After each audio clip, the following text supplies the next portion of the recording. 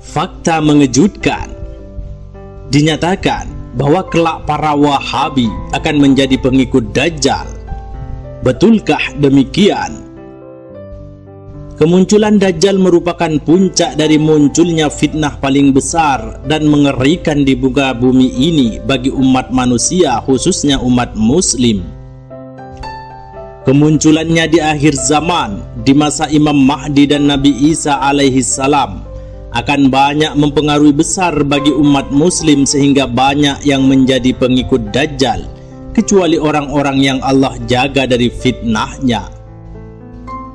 Dalam hadis disebutkan, qoma Rasulullah sallallahu alaihi wasallam finnas fa athna 'ala Allah bima huwa ahlu thumma dzakara ad-dajjala faqala inni la unzirukumuhu wa ma min nabiyyin illa wa qad anzara qaumahu. Rasulullah sallallahu alaihi wasallam berdiri di hadapan manusia dan memuji keagungan Allah. Kemudian beliau menyebutkan Dajjal lalu mengatakan, sesungguhnya aku memperingatkan kalian akan Dajjal. Tidak ada satupun seorang nabi kecuali telah memperingatkan umatnya akan Dajjal. Hadis riwayat Imam Bukhari. Rasulullah dalam hadis lain juga bersabda, laisa min baladin illa sayatu'uhud Dajjal. Tidak ada satupun negeri kecuali akan didatangi oleh Dajjal. Hadis riwayat Bukhari. Persoalan yang cukup menarik yang telah diinformasikan oleh Nabi, bahwa ada sekelompok umatnya yang akan menjadi pengikut setia Dajjal. Padahal sebelumnya mereka ahli ibadah, bahkan ibadah mereka melebihi ibadah umat Nabi Muhammad lainnya. Mereka rajin membaca Al-Quran, sering membawakan hadis Nabi, bahkan mengajak kembali kepada Al-Quran. Namun pada akhirnya mereka menjadi pengikut Dajjal. Apa yang menyebabkan mereka terpengaruh oleh Dajjal dan menjadi pengikut setianya?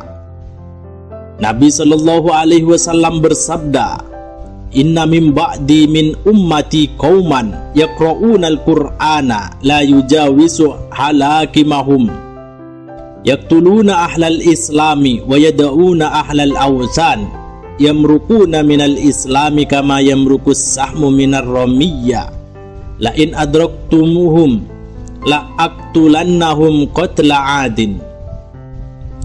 Sesungguhnya telah wafatku kelak akan ada kaum yang pandai membaca Al-Quran tetapi tidak sampai melewati kerongkongan mereka. Mereka membunuh orang Islam dan membiarkan menyembah berhala. Mereka lepas dari Islam seperti panah yang lepas dari busurnya. Seandainya menjumpai mereka kelak, maka aku akan memerangi mereka seperti memerangi kepada kaum Ad.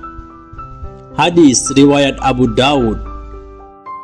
Rasulullah dalam riwayat yang lain juga bersabda, sayakunu fi ummati ikhtilafun wa furqatun qaumun yuhsinuna al-qila wa yusi'una al-fi'la yaqra'una al-Qur'ana la yujawizu tarakiyahum yamruquna minad-dini muruqus sahmi minar ramiyya la yarji'una hatta yartadda ala fuqihi hum syarrul khalqi wal khaliqat tuba liman qatalahum wa qataluhu yad'una ila kitabillahi wa laysu minhu fi syai'in man qatalahum kana awla billahi minhum qalu ya Rasulullah ma simahum qala at-tahliku. Akan ada perselisihan dan perseteruan pada umatku, suatu kaum yang perbagus ucapan dan memperjelek perbuatan. Mereka membaca Al-Quran tetapi tidak melewati kerongkongan. Mereka lepas dari Islam sebagaimana anak panah lepas dari busurnya. Mereka tidak akan kembali pada Islam hingga panah itu kembali pada busurnya. Mereka seburuk-buruknya makhluk. Beruntunglah orang yang membunuh mereka atau dibunuh mereka.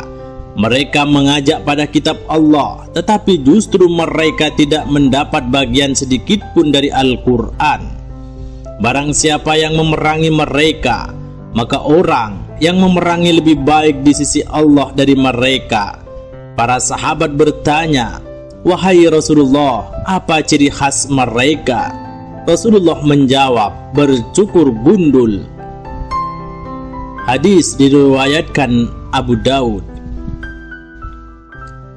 Dalam hadis lain Nabi juga bersabda, "Sayakhruju fi akhiriz zamani qaumun ahdatsul asnani sufahaul ahlami yaquluna qawla khairil bariyah yaqra'una al-Qur'ana la yujawizu hanajirahum yamrukuna minad dina kama yamrukus sahmu minar ramiyya fa idza lakitumuhum faqtuluhum fa inna qatlahum ajron liman qatalahum indallahi yaumal qiyamah."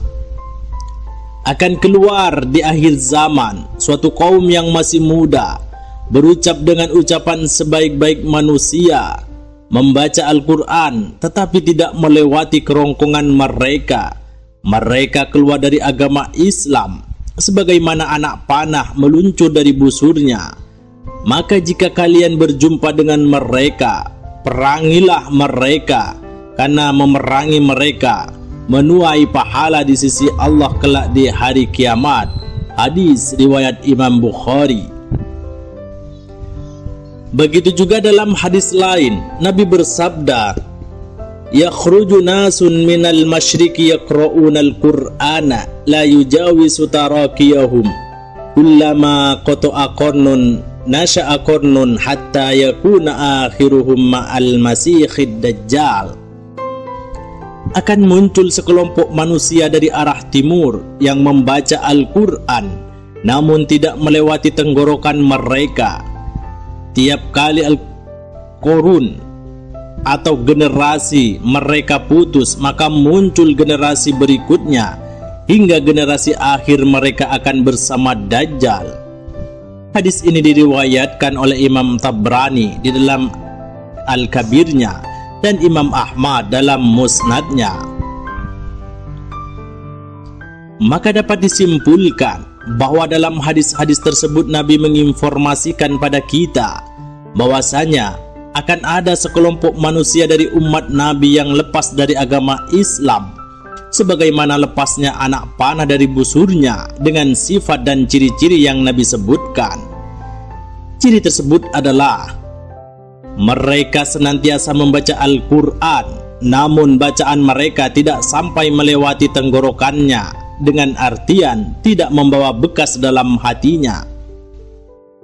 Suka memerangi umat Islam, membiarkan orang-orang kafir, memperbagus ucapan, namun prakteknya buruk, selalu mengajak kembali pada Al-Quran, namun sejatinya Al-Quran berlepas darinya.